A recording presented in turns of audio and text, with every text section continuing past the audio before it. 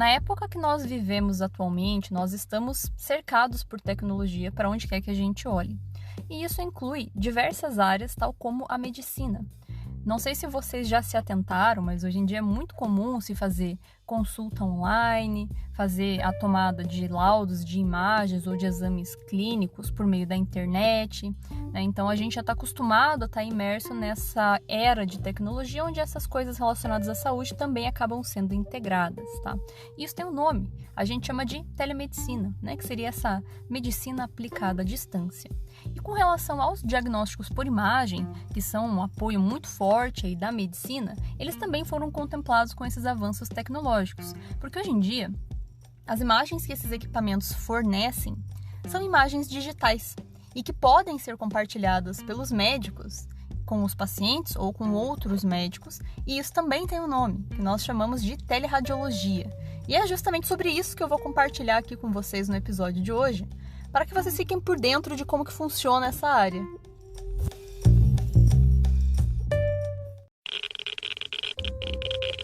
Radiation detected. Red dawn.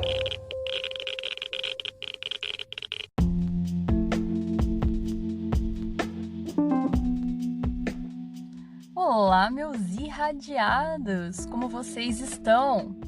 Aqui quem fala é a Paola e no episódio de hoje a gente vai falar sobre a teleradiologia, tá? Embora esse termo pareça muito específico, muito técnico, é uma coisa que é muito rotineira hoje em dia nos meios médicos, nos hospitais e nas clínicas, que eu acho que a maioria das pessoas acaba nem sabendo que isso acontece, né? E eu, como boa divulgadora científica que sou, gosto de compartilhar o máximo de informações com vocês. Eu escolhi falar desse tema porque eu estou montando uma disciplina para graduação de radiologia lá da Faculdade Uninter, né? Eu sou conteudista, né? Então eu faço um monte de matéria, de um monte de tema, né? Que tem relação com a minha área de conhecimento, naturalmente. Eu acho que eu nunca compartilhei com vocês, mas muito antes de eu fazer radiologia, eu fiz um curso de técnico de informática. E eu provavelmente teria seguido a área de informática se não fossem os contratempos da vida. Mas, né, de qualquer forma, então eu escolhi falar a respeito dessa área, né, da teleradiologia, que tem relação aí com tecnologias, informação aí que nós temos na área médica, né, os avanços tecnológicos. Então, acho bem interessante para vocês que me escutam, tanto quem é aluno aí da radiologia, quanto quem é de público leigo, para vocês verem como que funciona hoje em dia, né, os bastidores dos laudos médicos, porque tem umas considerações a respeito da problemática disso ser feito, dos telelaudos, telemedicina, né, teleradiologia, mas enfim, vou compartilhando com vocês aqui ao longo dos episódios. Bom, e como sempre, fazendo as minhas considerações iniciais aqui previamente ao tema, eu gostaria de mais uma vez agradecer a todos vocês que me acompanham por aqui, né, e comentar também que esse episódio, por exemplo, né, teoricamente deveria ter saído na sexta, mas eu não consegui gravar em tempo porque eu ando muito cansada. O ano mal começou, mal saí de férias e já tô cansada, né? Que é sazonal, né? Então, como eu comentei com vocês anteriormente, né, ser professor implica em a gente tá dando aula pra, né, ganhar dinheiro, e isso é muito sazonal. Então, se há oportunidade de eu dar aula, eu vou pegar, né, pra fazer, né, como dizem, entre aspas, né, o pé de meia. Sempre tem oportunidades, né, e eu vou pegando. Só que isso, né, dá uma desgastadinha, então às vezes acabo não conseguindo vir aqui produzir no dia, mas vamos seguindo aqui com a produção, né? O próximo tema já tô até escrevendo ele já para não ter problema de atrasar. Mas enfim. Então, muito obrigada a todos vocês aí que me acompanham, né? E seguimos no programa.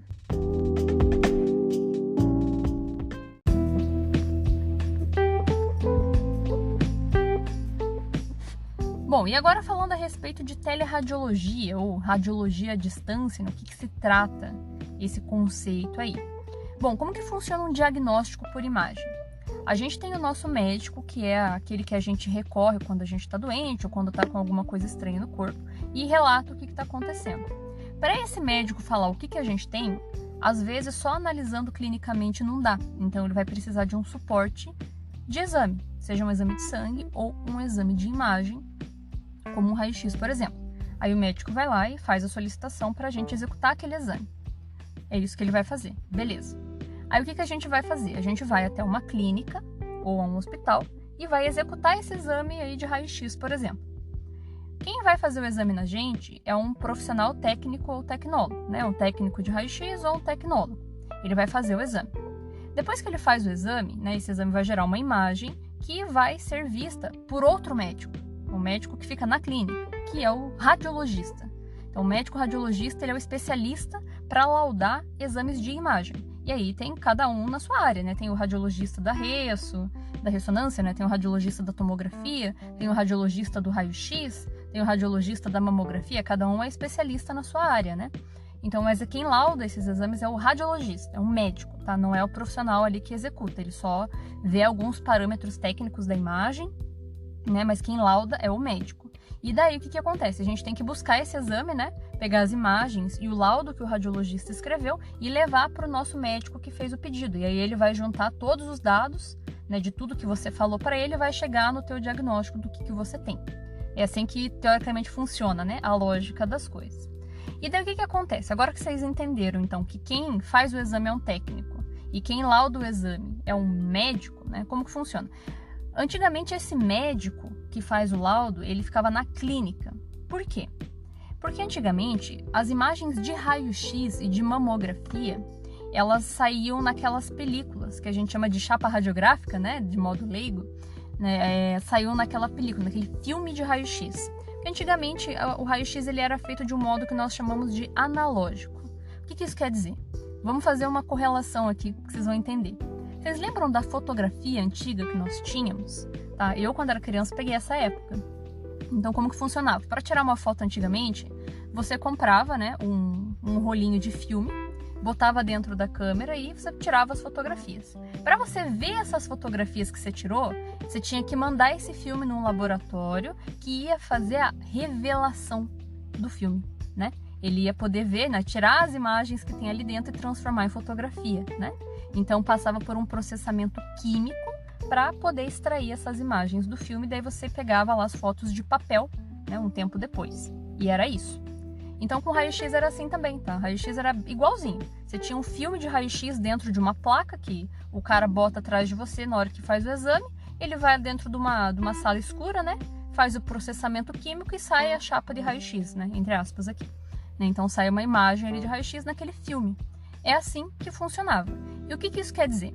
Bom, a chapa, então, a imagem de raio-x era uma coisa física. É igual foto. Antigamente, quando nós tirávamos foto dessa forma, a única maneira que as pessoas tinham para ver essas fotografias era vindo na nossa casa nos visitar. Era muito comum, eu inclusive sinto falta disso, né? Era muito comum as pessoas virem visitar. Uma das atividades que eram feitas é todo mundo sentar na sala para ver álbum de fotografia.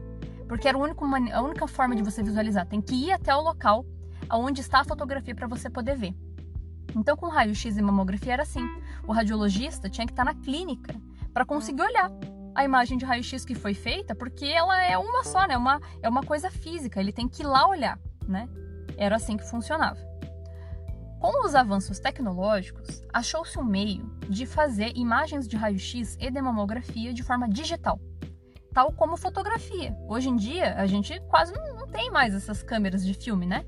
Até existe para quem é fotógrafo, né? Umas especialidades ali, mas de modo geral quase não tem. O que a gente usa hoje para fotografar? O nosso celular, smartphone, que faz o quê? Foto digital. E hoje é bem diferente, né? Poxa, a gente tem uma rede social só para compartilhar foto, que é o Instagram. Né? Então você consegue enviar foto para as outras pessoas. Você tira a foto e vê na hora. Você pode mandar pelo Drive, você pode mandar por e-mail. Você pode fazer cópias digitais dessa imagem e mandar para várias pessoas ao mesmo tempo. Né? Então, poxa, a gente hoje em dia com fotografia, né, é um sucesso, né? Tanto que tem lugar que existe aí que é, como dizem, instagramável, né? Um lugar que é feito só para você ir lá tirar foto. Radiologia passou pelo mesmo processo, tá? Então, raio-x e mamografia, isso também acontece. Então, as imagens passaram a ser digitais. Ao invés de ter um filme radiográfico, a gente tem um sensor. E esse sensor, seja digital ou computadorizado, ele vai transformar a imagem em uma imagem digital, né? E ele vai para o computador e você pode, tal como com fotografias, você pode compartilhar. Você pode enviar para uma rede interna do hospital e distribuir para todos os médicos conseguirem olhar, né? Você pode enviar por meio desse sistema para um médico que está em outro lugar que não na clínica, tal como a gente faz com fotografia, né? A gente manda foto, cada um está na sua casa, está todo mundo vendo. Então, radiologia é igual. Por essa razão, não é necessário o radiologista estar na clínica, porque como a imagem é digital, se ele tiver um computador na casa dele, ele vai abrir lá no computador e vai olhar, ué. Então, simples assim. E isso é uma coisa muito positiva, tá? É muito bacana saber que existe essa possibilidade. Por quê? Bom, às vezes pode ser que a gente está fazendo um exame numa cidade que não tem um radiologista especialista naquela área de imagem que está sendo feito o exame. Dá para você enviar essa imagem para um outro cara que seja especialista para ver. Se o radiologista tiver com dúvidas, ele pode pegar essa imagem e enviar para um outro colega, para que juntos eles possam tirar as suas conclusões. E fora que é muito mais rápido, né? Um exame mais rápido para o paciente, é mais rápido porque o médico consegue olhar ali mais facilmente. E além disso, pelo fato das imagens serem digitais, existem ferramentas que o radiologista pode usar para melhorar essa imagem e ver detalhes que de outro modo não seria possível.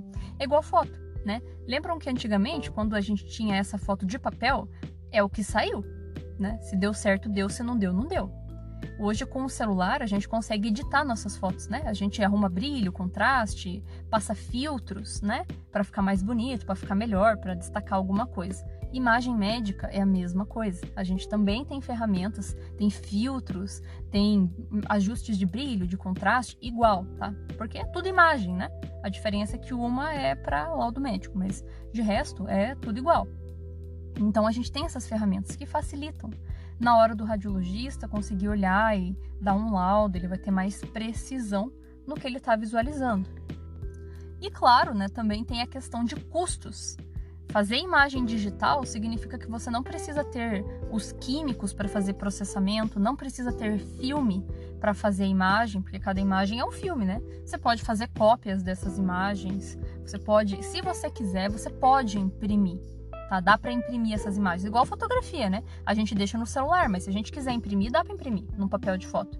Raio-X também, tá? Dá para imprimir se quiser, mas de modo geral fica ali no computador. E você pode imprimir quantas vezes quiser, né? Essa é a vantagem, né? Mas então tem coisas muito positivas, isso reduz muito o custo, tá? O custo de um exame, portanto que você vai fazer um raio-X, aí é R$50 um raio-X. O mais caro, assim, seria, eu nem sei que estrutura seria, mas o mais caro é uns R$80, R$100. Tá? Mas de modo geral, então reduz-se muito o custo. E é muito doido pensar nesse contraste, porque quando o raio-X surgiu, gente, era muito caro e muito demorado. Hoje é super rápido e super barato. É maravilhoso, né, os avanços que a ciência proporciona pra gente.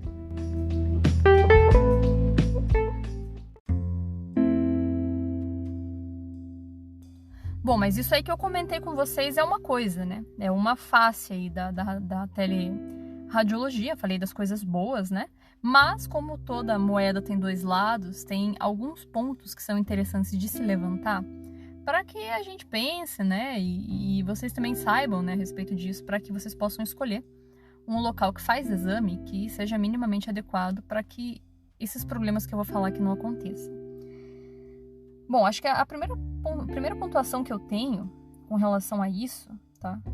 Eu tenho basicamente ali 3 pontuações que são negativas, tá? A primeira delas diz respeito a questões de segurança e privacidade desses arquivos. O que acontece? Antigamente, quando a gente fazia, né, o exame ali, ele era um arquivo físico, né? Era um filme que você entregava para o paciente e ia embora. E aí já estava sob responsabilidade dele. Hoje em dia, com essas imagens digitais, fica um banco de dados desses arquivos de todo mundo lá na clínica ou no hospital que você fez o exame. E isso é bom, né? Se a gente precisar, o arquivo tá ali, porque às vezes acontece de perder, então as clínicas têm uma obrigação de guardar esses arquivos ali. Eu não sei se é permanentemente ou 30 anos, mas por um tempo bem considerável. Ele faz parte do prontuário do paciente, então esses arquivos não podem sumir, eles têm que ficar arquivados de alguma maneira. Eu já vi muitas instalações que não têm um sistema de arquivamento, tá? Esse sistema tem um nome, tá? Ele chama PACS, é uma abreviação em inglês, né? Para esse sistema de arquivamento e esse compartilhamento de rede para que todos possam acessar essas imagens. Então, qual que é o problema? Quando a gente fala em sistemas de imagem, coisas do tipo, existe a probabilidade, a suscetibilidade de invasão. Eu já prestei serviço em um hospital que teve o sistema PACS deles invadido e simplesmente os arquivos foram todos codificados. E aí eles cobram um resgate, né? Olha, se quer que descodifique, é X. E não necessariamente as clínicas têm backup, porque, querendo ou não, esses arquivos de imagem, eles são pesados, tá? A extensão, né, não é habitual, tipo, a gente pensa, né, JPEG, GIF, né? A extensão de imagens médicas é DICOM, DCM, tá? E essa extensão exclusiva para a imagem médica é justamente porque são arquivos muito pesados. Eles têm uma resolução muito grande, tá? Então faz com que eles tenham um tamanho considerável para ser armazenado por meios digitais. Então, esse custo acaba sendo gerado para a clínica, né, de comprar ali um local para armazenamento desses arquivos e às vezes o hospital não está disposto a pagar. Então, eles deixam um único backup local que, se alguém invadir e hackear, ele some. Existe a chance de ou eles codificarem ou, pior, né, compartilharem esses dados livremente para quem quiser pegar. E eu lembro muito de um livro que eu li, que é do Yuval Harari, que, se eu não me engano, eu não lembro se é o Homo Deus ou se é o 10 lições para o século XXI, não lembro qual dos dois. Mas ele fala muito a respeito da problemática, que na verdade já está acontecendo, né? Mas de, por exemplo, empresas que vendem planos de saúde. Se eles têm acesso ao teu histórico médico, eles sabem se você é uma pessoa que fica muito doente ou pouco doente, e isso vai influenciar no custo do plano de saúde que eles vão ofertar para você. Hoje, os critérios do plano de saúde é tipo, qual que é a tua idade, né? E só, né? Se você tem alguma condição prévia de doença. Tirando isso, né, são os únicos critérios que o plano leva para que o valor tenha influência. Mas se uma empresa de plano de saúde tem acesso a tudo isso, pode ser que daí os preços variem de acordo com esse teu histórico. E isso é complicado, né? Não me parece muito justo, né? Então, essa é uma problemática que o Harari já levantou antes ele fez esse livro, né, nessa década aí, mas mesmo assim, né? Ou pelo melhor, década não, né? Década a gente tá em 2020, né? E acho que ele deve ter feito um pouco antes. Mas de qualquer forma, né, seja como for, Nossa, eu até me perdi aqui, gente. A gente tá em 2024, né? Mas quis dizer que nós estamos na década, né, de 2020. Enfim, voltando ao raciocínio aqui. Falando a respeito, então, dessa questão de esses dados terem essa possibilidade de vazar, né, a gente não sabe nas mãos de quem que esses arquivos vão parar. Então, existe sim esse risco, né, de compartilhamento inadequado, indevido, dos dados das pessoas ali que forem fazer os exames ou de simplesmente sumir do banco de arquivos.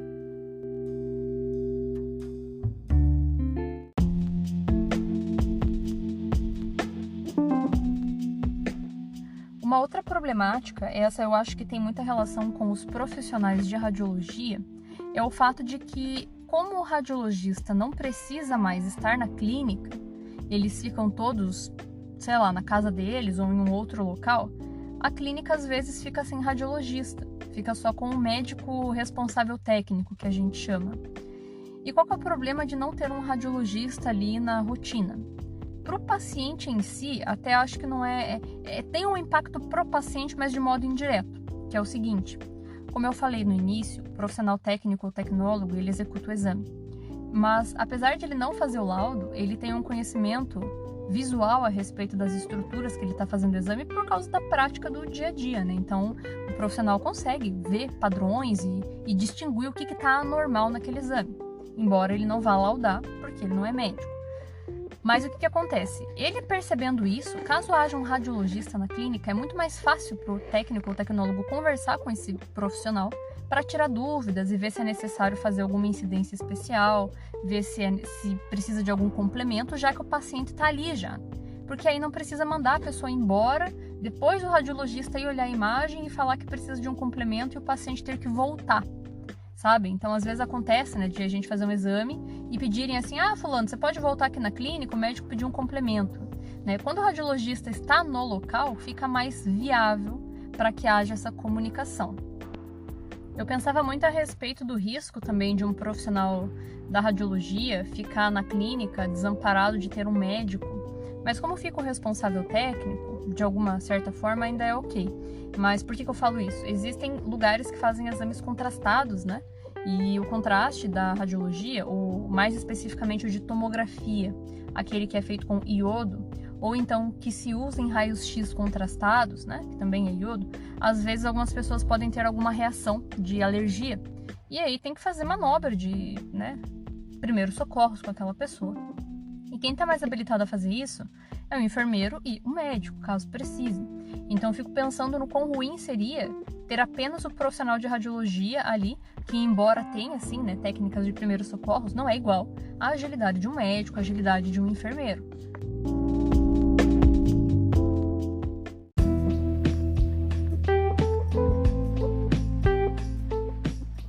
E por fim, o meu último ponto aqui a respeito dessas ponderações é uma coisa bem interessante, tá? Que inclusive eu já havia observado antes de virar norma, que é o seguinte.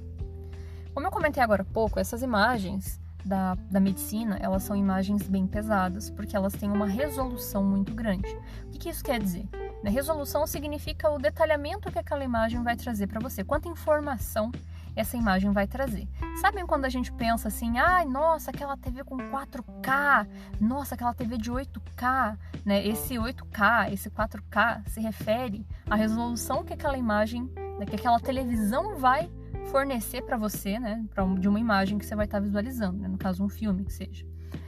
Então, isso significa a quantidade de pixels, tá? Esse 4K, né? Significa 4.000, 8.000 pixels disponíveis ali, para a gente conseguir visualizar a imagem em questão. Tá? Então, pensando nisso, é como se as imagens médicas fossem imagens de alta resolução, imagens 4K, imagens 8K, depende muito da área. A imagem que tem maior resolução de todas é a de mamografia. E isso acontece porque a gente tem que ter muito detalhe naquela imagem, porque como ela é para rastreamento de câncer de mama, a gente precisa que haja muitos pixels disponíveis para trazer o maior número de dados de imagem para o radiologista que vai estar visualizando, porque uma característica desse câncer de mama inicial é a produção de microcalcificação. E esse nome não é à toa, micro, né? Porque realmente é extremamente pequeno. Somente uma imagem de alta resolução permitiria a gente enxergar. Então essa daí é a mais pesada de todas. Então mamografia, raio-x é relativamente pesado, tomografia e ressonância não tanto, porque a prevalência delas é o contraste, não a resolução. Ultrassonografia, na minha opinião, não tem nada, nem contraste, nem resolução, nem nada, porque é só um chuvisco cinza, mas isso é eu vendo, né? Eu não sou ultrassonografista, acho uma droga de imagem. Mas dá pra ter boas noções também, eu tô só brincando. Mas então, o que eu tô querendo dizer com isso? Bom, a gente tem imagens aí que tem uma quantidade gigantesca de informação.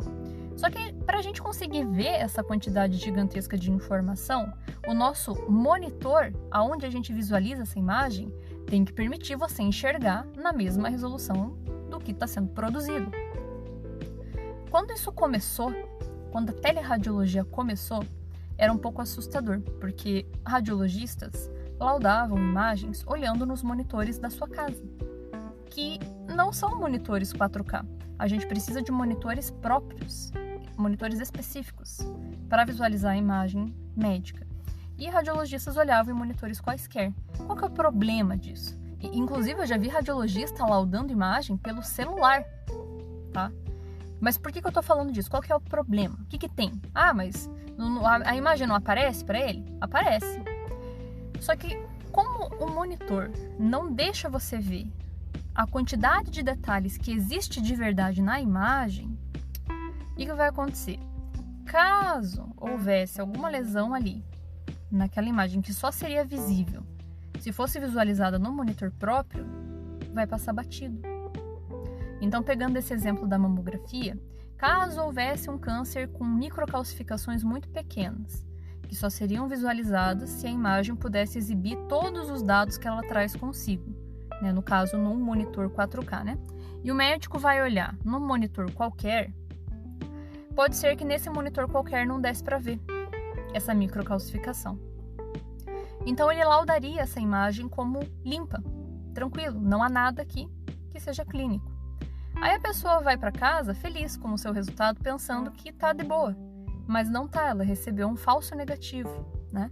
Ali depois de 2 anos, quando ela for voltar a fazer a mamografia, que é o intervalo médio, 2 anos é o suficiente para esse câncer estar extremamente avançado, entendem? Por causa de uma imagem mal laudada. E isso aí é, na minha opinião, o pior de tudo. Então, antigamente não se tinha esse controle. Felizmente, né, já que começou a haver esses avanços, junto com a gente tem uma norma de proteção radiológica e qualidade e segurança de ambientes, né, de diagnóstico por imagem, que ela foi atualizada em 2019 e novamente em 2021. que é a RDC 611 da Vigilância Sanitária, é ela que cuida dessas partes aí de segurança na radiologia, né? E eles decretaram que tudo que for relacionado à telemedicina, teleradiologia, a instalação que fornece, que faz o exame e fornece o laudo, precisa provar que tem um monitor próprio para fazer essa visualização por meio dos controles de qualidade, né? Não apenas um monitor próprio, mas que esse monitor esteja adequado. A gente sabe, né, que esses equipamentos vão desgastando com o tempo, então a gente tem essa exigência normativa a partir de 2021, quando essa normativa, 2022, gente, desculpa, quando ela foi atualizada, né? Então é isso. Então hoje os médicos são obrigados a terem esses monitores para laudar. Mas aí se tem ou não, vai do quanto a vigilância sanitária está inspecionando esses lugares. O ideal é que se um local não tem esses monitores e a equipe saiba, é que houvesse uma denúncia, né? Para que, poxa, pensem, né? Quanto erro médico não pode partir de um diagnóstico incorreto. A gente sabe disso, é muito mais comum do que a gente imagina. Eu me recordo de uma vez ter lido uma matéria da Super Interessante, eu gostava muito daquela revista, que falava que depois de acidentes, a segunda maior causa de morte de pessoas no mundo é erro médico. Então, quantos desses erros são fornecidos, são propiciados por um diagnóstico por imagem falho, né? A gente não consegue controlar todos os parâmetros, mas alguns, né, são exigências legais, né? Não é nem por querer, é porque precisa se ter, né, isso precisa ser visto, né? A imagem, para que o laudo, para que a teleradiologia funcione, ela tem que ser visualizada no monitor adequado.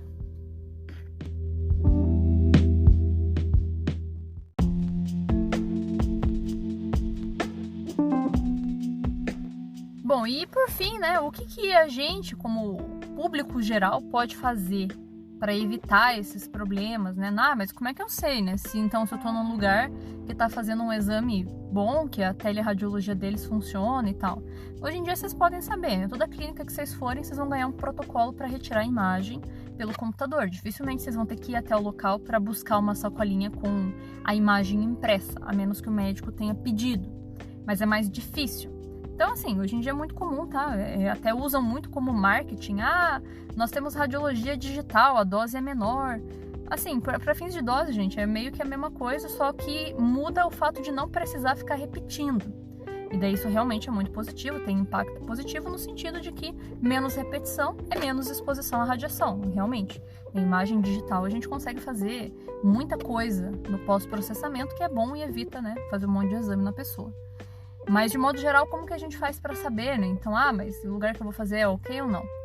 Não tem muito como nós sabermos, tá? Esse que é o problema. Até acho que algum outro episódio aqui falei a respeito, por exemplo, da proteção radiológica. A gente, como público geral, é difícil. Eu sei a respeito, porque sou eu que faço, né, os serviços ali de qualidade, né? Junto com o Ivan. Então, a gente sabe aonde são os lugares bons, mas porque a gente tá vendo. O público geral não sabe e deveria haver um deveria haver um sistema de consulta da vigilância sanitária para que a população pudesse acessar e ver, né? Quais são as clínicas que são ok, quais que não são. E em Santa Catarina tem isso, tem um score, né, que eles fazem, uma pontuação. Infelizmente, nos outros lugares, né, se tem é muito regional, eu desconheço, mas de modo geral não. O que vocês podem fazer é tentar ver por clínicas que possuam aquelas acreditações, sabem? Tipo ONA, ISO, a acreditação do Colégio Brasileiro de Radiologia. Como que a gente faz para saber? As que tem, exibem em todos os lugares.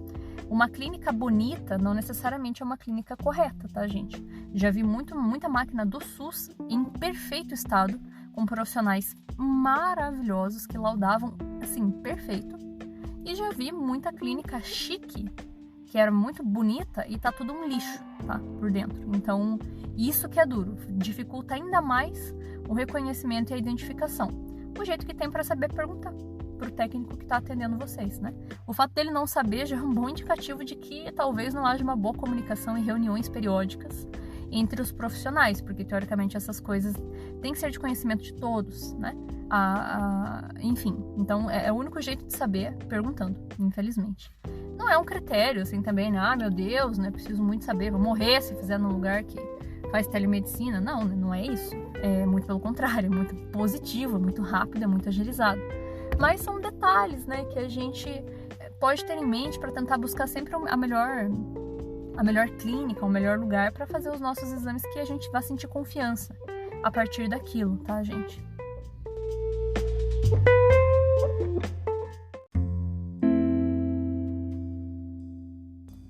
Pois muito bem, meus irradiados, eu espero que vocês tenham gostado desse tema.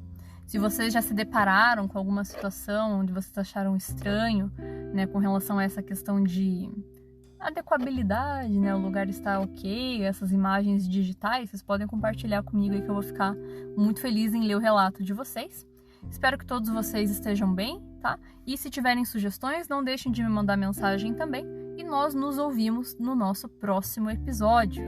Até lá e muito obrigada!